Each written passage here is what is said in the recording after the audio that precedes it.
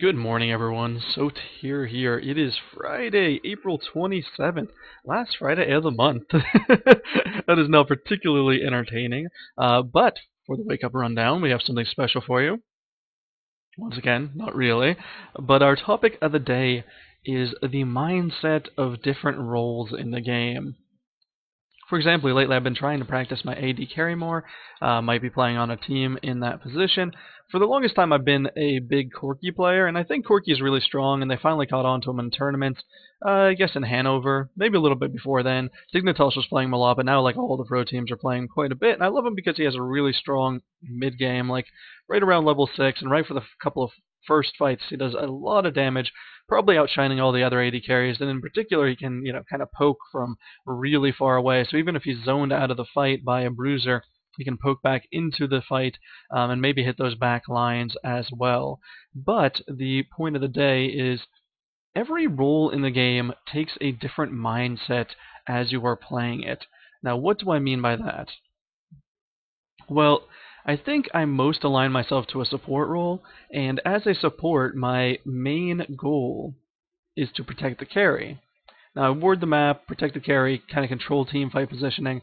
But, you know, if you go into the game, what should your primary function be? And that is, protecting the carry, because that starts at, minute 2 whenever you get into lane, and, ends whenever the game ends. Of course, warding is very important, but warding for the first 20 minutes or so is actually only to protect the carry as well. And on occasion, as a support, you'll have to make a judgment call. If a gank is coming and you guys are not going to escape, do you kind of sacrifice yourself, or do you let your AD carry die, or hope they can get away? And generally, I will sacrifice myself. As the game goes on later, you may or may not feel like at some point you can sacrifice yourself to get the enemy team in a really bad position for a team fight.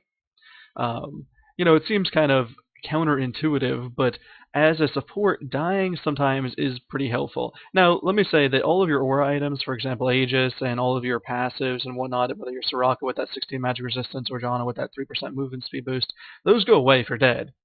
So certainly don't be like, oh, well, I'm a corpse, but my, Aegis is still helping my team. No, it does not. It goes away as you're dead.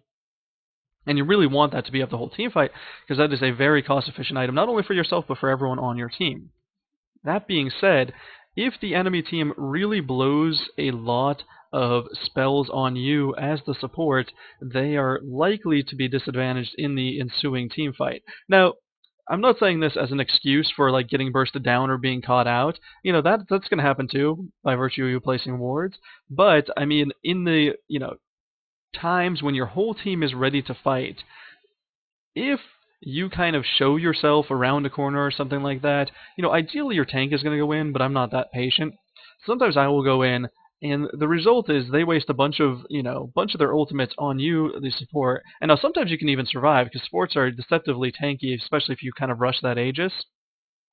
But even if you don't, their whole team might be at such a disadvantage they'll lose the ensuing what kind of is a 4v5. Now that being said, only do this when your team is actually in position to be attacking them while you are being attacked and perhaps bursted down.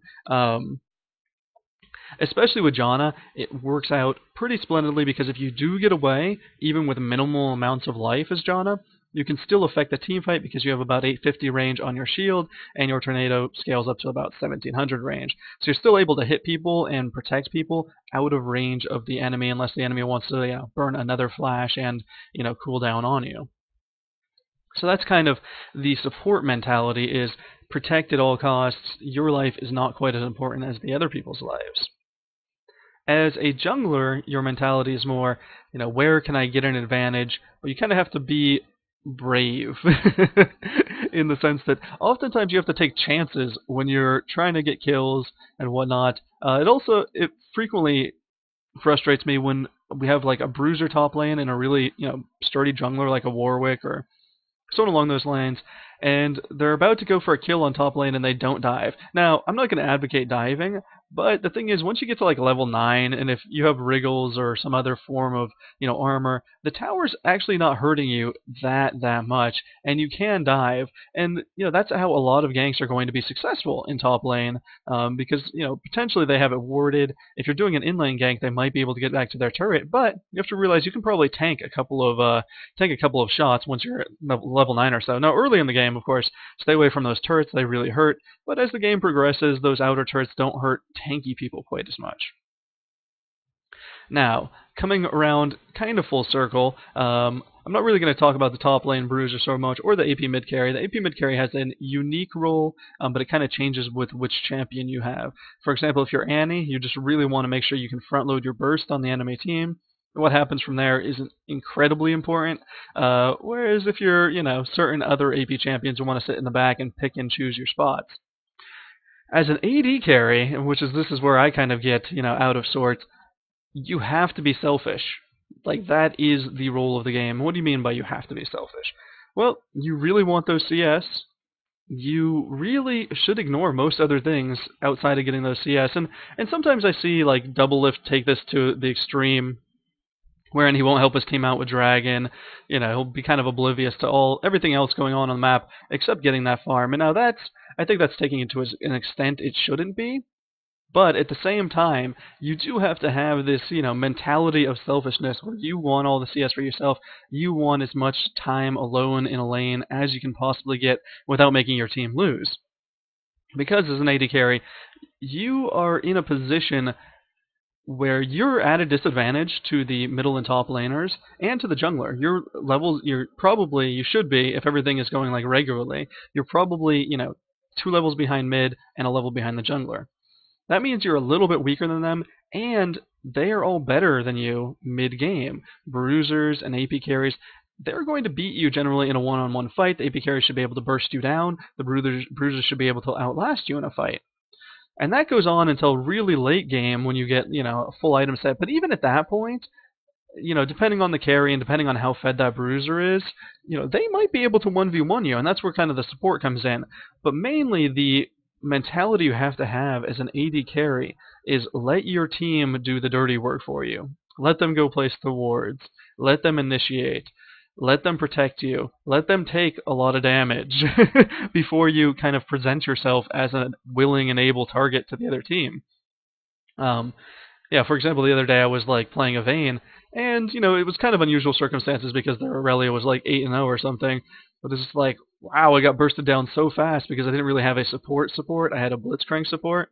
And I need to write an article on this because it really intrigues me, like the Blitzcrank dilemma. I love Blitzcrank as a support, but when you have supports that are so good at initiating and want to be in the front lines, like Blitzcrank, like Taric, for example, then they go into the front lines and you're left alone in the back as an AD carry. And the problem is an AD carry, when you're in the back alone, basically anyone can disrupt your damage. And what I mean by that is, their jungler, their bruiser, most likely not their AP carry, but even if their AP carry, sneaks behind your team, if they like get a one-on-one versus you, most of the time you're going to have to flee instead of fight. And that's why I think in this day and age we see so many successful teams with like 2 supports on their team. And you're like, oh, what do you mean? Well, I mean, like Dignitas is running 3 supports. That was kind of taking it to an extreme where they had Soraka middle, Lulu top, and like Taric or Sona or Janna bottom. That is kind of the extreme, but the point of it kind of remains the same in that the carry has a lot of protection, and that's really what you want to do. Generally, you give them protection by having bruisers, disrupting the opposition's damage, but if you can just, load a ton of defenses and shields and heals on top of your carry, well, that also works because they're going to be doing the most damage per second once they get their items, and that's not really debatable. I guess there are some certain AP carriers that scale better than others, like Ryze, for instance. Karthus scales pretty well. Cassiopeia has a lot of consistent DPS, but most other mages, have to wait 3, 4, 5 seconds for their cooldowns to come back off, and so they can do their next round of burst damage. So, all that being said, keep in mind which role you're playing and how you should play the game. Certainly, for the longest time, I really didn't understand the bruiser mentality. I still don't really prefer the bruiser mentality because you have to be able to run in there, but then also run out if things are going bad. And like once I get in there, I just want to like brawl to the end. And that's generally not what you want to happen. You want to absorb a lot of damage, but you do want to survive, and then you can back in later team fight and finish people off. So that kind of concludes the message of the day. I think if you play one role over and over, you get used to the mentality, and you play how it should be played generally because you get better results that way. That's not saying that you're always playing properly or that you understand why you're doing something that you're doing, but your team will generally influence you into acting in a way that your role should be. But specifically as an AD carry, it's kind of counterintuitive, especially if you're a nice guy. You want to help out your team all the time. Don't necessarily run up there, try to initiate, try to do a lot of damage. Kind of wait until the battle thins out. Make sure you're safe first. It's all about you. Remember, it's all about you. All right, I'm going to get some solo queue streaming. Last couple of days, my lag has been horrific, but I checked this morning. It looks A-okay. Apparently, there was a hub in LA that was absolutely destroying me and making me run at like regular 150 and then going all the way up to like 500 ping, which I obviously couldn't play with. It does all seem to be fixed today. Last night or in the afternoon, I ran like 5 games that were okay, and this morning I ran 1 game.